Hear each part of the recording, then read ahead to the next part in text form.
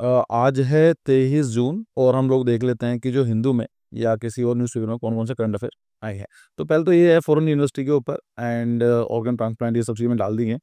देखिए, foreign university के ऊपर जो सिंपल सी वाली बात हमने डिस्कस किया था लास्ट वीडियो में भी कि 2023 के अंदर यूजी रेवल्यूशंस आई, जहाँ पर बोल दिया गया कि अब बाहर के जो यूनिवर्सिटीज़ हैं इंडिया में अपनी ब्रांच ओपन कर सकते हैं। तो उसके बारे में बात की गई है। 2020 की न्यू एजुकेशन पॉलिसी आई थी। लेकिन ज़्यादातर जो एक आर्टिकल है, इसमें कुछ इंपॉर्टेंट बात की गई है कि जो भी यूनिवर्सिटीज़ हैं मोस्टली वो गिफ्ट सिटी में या फिर मुंबई, नवी मुंबई में ओपन करना चाहती हैं। यहाँ पर चीज़ें आती हैं कि दूसरा ये दिया जाता है कि जो 4 मेजर कंट्रीज़ हैं like UK, USA, Australia, UK, US, Australia and Canada और भूल गए।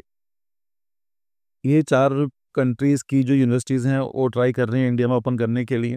सो bring global teaching method and research opportunity to Indian students. का बेनिफिट क्या होगा कि जो वहाँ का तरीका है पढ़ाने का, जो वहाँ की जो नॉलेज है, वहाँ का जो पेडागोगी है, वो इंडियन स्टूडेंट्स को मिलेगा। यहाँ पर ये वाली बात की जाती है, इंडिया की पॉपुलेशन आप लोग जानते हैं 1.4 बिलियन है, जिसका 60% यंग पॉपुलेशन है, मतलब एक अच्छा खासा मार्केट है उनके लिए। और यहाँ पर क्या है, ग्रोइंग ग्रोस एनरोलमेंट रेशो, मतलब बच्चे 12th क्लास के बाद एक यूनिवर्सिटी में जाना पसंद कर रहे हैं लोग, यहाँ पर एनरोलमेंट अच्छा खासा है, तो यहाँ डिमांड है, तो वहाँ पर हम लोग सप्लाई प्रोवाइड करेंगे तो उनके लिए अच्छा रहेगा। ये वाली बात एक्चुअली की जा रही है। यहाँ पर कुछ इश्यूज भी डिस्कस किए जा रहे हैं। जहाँ तक कि हम बात करें कि देखिए, एक तो ये है कि जो लोकेशन है उन जगह पर है। यहाँ पर रीज़न दिया जाता है कि यूनिवर्सिटीज़ हैं ये इंडिया में ओपन क्यों करना चाहती हैं।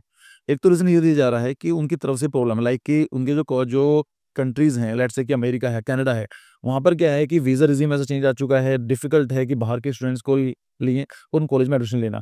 मतलब वहाँ पर क्या है कि फिक्स कर रखा है कि एक पर्टिकुलर कंट्री से 1 साल में कितने लोग ही आ सकते हैं। इसका डायरेक्टली इम्पैक्ट क्या पड़ रहा है, स्टूडेंट के ऊपर पड़ रहा है। कहीं-कहीं पर 20%, 25%, 30% कैप लगा रखी है कि इससे ज़्यादा स्टूडेंट बाहर के नहीं हो सकते हैं। अब ये चीज़ आती है, अच्छा वहाँ के जो लोकल जो पॉपुलेशन है, वहाँ के जो लोकल स्टूडेंट्स हैं, उनकी एज बढ़ती जा रही है। अब एज बढ़ रही है तो उनकी यूनिवर्सिटी वाला लेवल बचा नहीं है। और ऊपर से क्या है कि लाइक उनकी जो डिमांड है एक सैचुरेशन पे पहुँच चुकी थी। लाइक पहले क्या था, बढ़ रही थी, यहाँ तक पहुँच चुकी है, प्लेटो बन चुका है। अब वो डिक्लाइन ही कर रही है।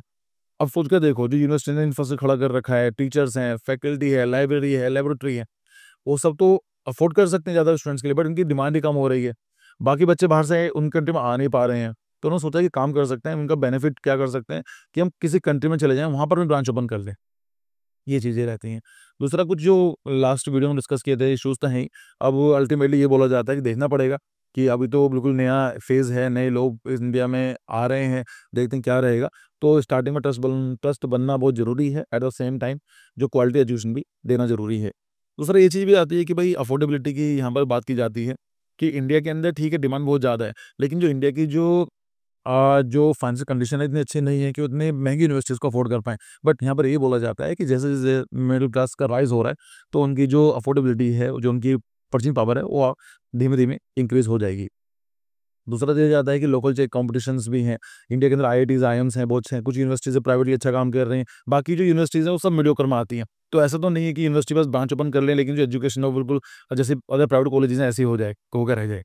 ये बोला जाता है laying lower paying students base में अफेक्ट सस्टेनेबिलिटी, ये वाली बात की जाती है। थोड़ा-सा तो ये बोला जाता है कि भाई इंडियन कल्चर के हिसाब से आपको एजुकेशन देनी पड़ेगी, राइट? अब यहाँ पर एक चीज़ है जो इसमें आर्टिकल मेंशन नहीं किया गया है, देखो कि नवी मुंबई और गिफ्ट सिटी में ही है, लेकिन जो और सिटीज़ हैं और कैपिटल्स हैं स्टेट की, जैसे लखनऊ हो सकता है या नागपुर हो सकता है या फिर हम बात करें हरियाणा के अंदर हो गया, लाइक दिल्ली के अंदर ऐसी जगह हम ओपन कर सकते हैं ब्रांचेज़, जो जहाँ पर वो बाकी बच्चे भी अट्रैक्ट हों।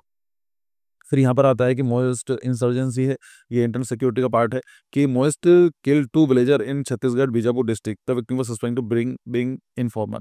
मतलब क्या हुआ कि किसी गाँव में जो बीजापुर डिस्ट्रिक्ट में है छत्तीसगढ़ के, वहाँ पर माओइस्ट गए और उनको लगा कि 2 आदमी जो हैं वो इंडियन गवर्नमेंट को एज़ अ इन्फॉर्मर काम कर रहे हैं, तो उनको मार दिया। So ultimately this incidence highlight the ongoing extremism in tribal area of the India. ये कहीं न कहीं दिखाता है कि भई एक्सट्रीमिज़्म तो है ही ना यहाँ पर। अब just because of this thing कैसे किसी को मार दिया, वो भी गलत है। So the Maoist insurgency continue to affect development and security in certain region. बहुत बड़ा इशू है ये, इसको हम डायरेक्टली ऐसा डिस्कस नहीं कर सकते हैं। लेकिन हाँ, ये वाली बात है कि सिक्योरिटी प्रोवाइड करना इंडियन गवर्नमेंट का जो है। यहाँ पर एक चीज़ और आती है, देख लीजिए और मैप देख लीजिए, कभी क्वेश्चन बन जाते हैं, छत्तीसगढ़ ये रहा। छत्तीसगढ़ का जो ये वाला डिस्ट्रिक्ट है, जो तेलंगाना और महाराष्ट्र से लगा हुआ है। देखिए, जो भी डिस्ट्रिक्ट हैं, ये जो भी प्लेसेस हैं, जो न्यूज़ में होते हैं, ये हमें उस लेवल से पढ़ने होते हैं, क्वेश्चन कैसे बन सकता है, ठीक है? तो यहाँ पर एक चीज़ देखो कि जो ये छत्तीसगढ़ का क्या है, साउदर्न पार्ट में बीजापुर बन रहा है। Yes bro, correct, southern part में बीजापुर डिस्ट्रिक्ट है ये वाला पूरा जो है। ठीक है, ये अच्छा खासा लेफ्ट विंग एक्सट्रीमिज्म का एरिया माना जाता है। ये तेलंगाना से जुड़ा हुआ है और महाराष्ट्र के ईस्टर्न पार्ट से, दोनों ही करीबी एरियाज़ हैं, तो यहाँ से इनको एक ईज़ी रहता है करना। ठीक है, यहाँ पर याद रखना, क्वेश्चन ये पूछा जा सकता है कि बीजापुर डिस्ट्रिक्ट जो है कनेक्ट आंध्र प्रदेश से नहीं, आंध्र प्रदेश से कनेक्टेड नहीं है, वो तेलंगाना और महाराष्ट्र से ही कनेक्टेड है। फिर यहाँ पर क्या होता है, मिनिस्ट्री ऑफ हेल्थ ने एक रिपोर्ट रिलीज करी है जिसमें बताया गया है कि ऑर्गन ट्रांसप्लांट के ऊपर जो इश्यूज हैं फेस करने पड़ने के बारे में बताया जाता है। So India's organ transplantation programme suffers from inadequate financial support. तो यहाँ चैलेंजेस दिए जाते हैं कि क्या चैलेंजेस होते हैं, मतलब समझ रहे हैं ऑर्गन ट्रांसप्लांट का मतलब क्या होता है कि किसी का मान लीजिए एक ऑर्गन फेल हो गया है तो उस ऑर्गन को चेंज किया जा सकता है अगर कोई डोनेट करना चाहे या फिर अवेलेबल हो उसके पास। तो यहाँ क्या क्या प्रॉब्लम फेस करने पड़ते हैं उनके बारे में बात की जाती है। पहले तो ये बोला जाता है कि फंडिंग शॉर्टेज है, पैसे इतने ज़्यादा नहीं होते हैं। फिर बात आती है स्पेशलिस्ट शॉर्टेज भी है। यहाँ पर कोई ऐसे छोटे मोटे डॉक्टर काम नहीं करेंगे, जिनका एक्सपीरियंस वही काम कर सकते हैं, because is one time solution. एक बार किसी ने ऑर्गन दे दिया, उसको हैंडल करना, उसको रखना, उसको दूसरी बॉडी में इम्प्लांट करना, it's a very difficult task. तो यहाँ पर क्या है, स्पेशलिस्ट होने चाहिए। So there are insufficient specialist doctor for transplant procedure. Infrastructure gap के बारे में बात की जाती है, critical shortage existing in ICUs, bed and specialised facilities.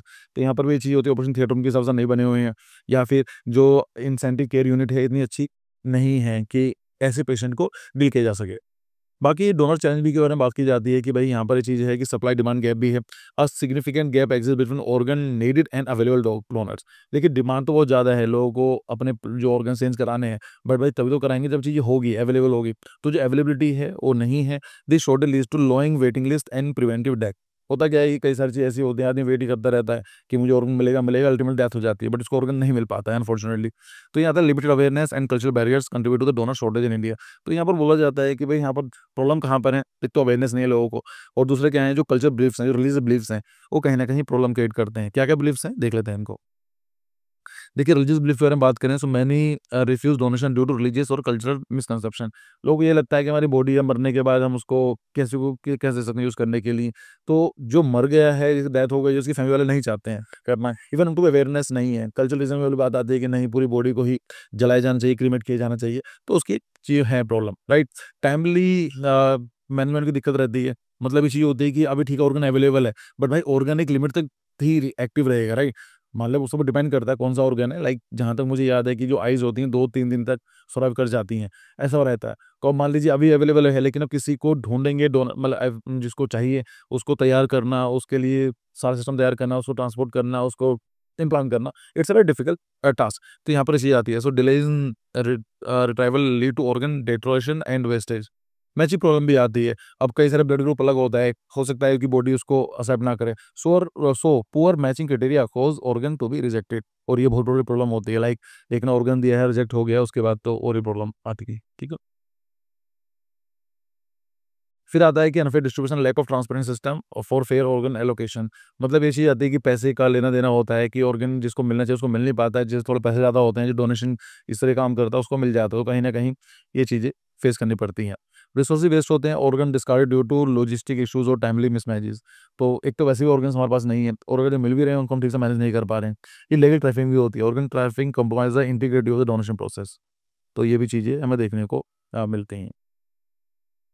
यहाँ पर ये आता है कि सॉल्यूशन दिया जाता है, पोटेंशियल चैलेंजेस क्या है। सो डोनर आइडेंटिफिकेशन बहुत जरूरी है। Potential donor often not identified in time. तो होता क्या है कि हम उसको आइडेंटिफाई नहीं कर पाते हैं, राइट।